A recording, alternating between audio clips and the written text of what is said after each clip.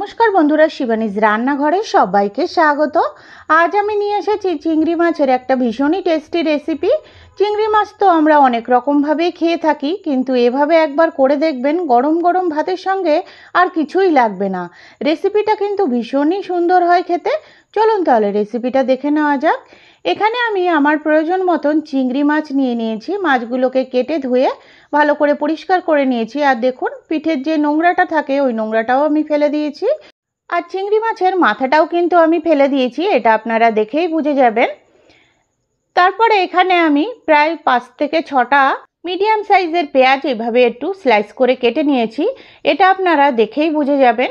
পেঁয়াজ কিন্তু আমরা এভাবে কম বেশি সবাই কাটতে জানি, তাই এটা আর এক্সট্রা করে দেখালাম না। পেঁয়াজগুলোকে কেটে ধুয়ে ভালো করে পরিষ্কার করে এভাবে জল ঝরিয়ে একটা প্লেটে রেখে দিলাম। আর এইদিকে গ্যাসের ওভেনে একটা কড়াই বসিয়ে দিয়েছি। কড়াইয়ের মধ্যে দিয়ে দিচ্ছি পরিমাণ মতন সর্ষের তেল। তেলটা দেখুন সুন্দর গরম হয়ে গেছে। এখানে ফোড়নের জন্য দিয়ে দিচ্ছি 1 টিস্পুন মতন সাদা জিরে। ফোড়নটা রেডি হয়ে গেল। এরপরে কেটে ধুয়ে রাখা সেই পেঁয়াজগুলো দিয়ে দিলাম। পেঁয়াজগুলো দিয়ে এভাবে খুন্তির সাহায্যে একটু নাড়াচাড়া করে এটা ভাজা ভাজা করে নেব। দেখুন, পেঁয়াজগুলোকে এইভাবে কন্টিনিউ কিন্তু নাড়াচাড়া করতে হবে। এখন কিন্তু পেঁয়াজটা একদম সিম করে ভাজতে বসিয়ে দিলাম। এটা এইদিকে ভাজা হতে থাক। আমি এই দিকে চিংড়ি মাছগুলোর মধ্যে এখানে 1 টিস্পুন মতন দিয়ে দিচ্ছি নুন, আর দিয়ে দিচ্ছি 1 টিস্পুন মতন হলুদ গুঁড়ো। এবার নুন আর হলুদ গুঁড়োটাকে ভালো করে মাছটার সাথে হাতের সাহায্যে এভাবে মেখে নিচ্ছি।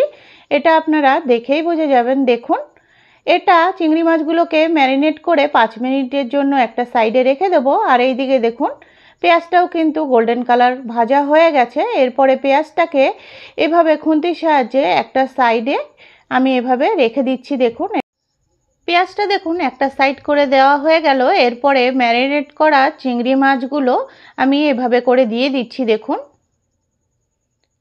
চিংড়ি মাছগুলো সব দিয়ে দেওয়া হয়ে গেল। এরপরে একটা খুন্তির সাহায্যে এভাবে নাড়াচাড়া করে চিংড়ি মাছগুলোকে হালকা একটু ভাজা ভাজা করে নিচ্ছি। দেখুন, এরপরে দেখুন চিংড়ি মাছটার সঙ্গে পেঁয়াজটাকে ভালো করে একটু মিশিয়ে নিলাম। আর দেখুন, চিংড়ি মাছ থেকে অনেকটাই জল বেরিয়ে এসছে। এতেই কিন্তু পেঁয়াজটাও সুন্দর সেদ্ধ হয়ে যাবে। এরপরে এখানে কিছু গুঁড়ো মশলা অ্যাড করব। এখানে 1 টিস্পুন দিয়ে দিচ্ছি জিরের গুঁড়ো, 2 টিস্পুন দিয়ে দিচ্ছি লাল লঙ্কার গুঁড়ো। এটা একটু ঝাল ঝাল হবে, তার জন্য খেতে কিন্তু এটার টেস্ট দারুণ আসবে। আর এখানে দিয়ে দিচ্ছি 1 টিস্পুন মতন হলুদ গুঁড়ো। এবার সব কিছুকে খুন্তির সাহায্যে একটু মিশিয়ে নিচ্ছি। আপনারা চাইলে এখানে চিংড়ি মাছটা কিন্তু আলাদাও ভেজে দিতে পারেন, তবে আলাদা ভেজে দিলে চিংড়ি মাছটা একটু শক্ত হয়ে যায়, রাবার রাবার মতন মনে হয়। এভাবে করে একবারে করলে কিন্তু চিংড়ি মাছটা সফটও থাকে আর খেতেও ভালো হয়। এতেও কিন্তু চিংড়ি মাছটা খুব সুন্দর ভাজা ভাজা হয়ে যায়। দেখুন, এভাবে নাড়াচাড়া করতে করতে মিডিয়াম টু লো ফ্লেমে আমি এটাকে ভাজা ভাজা করে নিচ্ছি। আর পেঁয়াজগুলো দেখুন কতটা সুন্দর সফট হয়ে গেছে। আমার রেসিপিগুলো যদি আপনাদের ভালো লেগে থাকে, প্লিজ চ্যানেলটিকে সাবস্ক্রাইব করার অনুরোধ রইল। আর যারা সাবস্ক্রাইব করে রেখেছেন তাদেরকে অসংখ্য ধন্যবাদ। এভাবে নাড়াচাড়া করতে করতে মিডিয়াম টু লো ফ্লেমে ভাজা ভাজা করে নিতে হবে।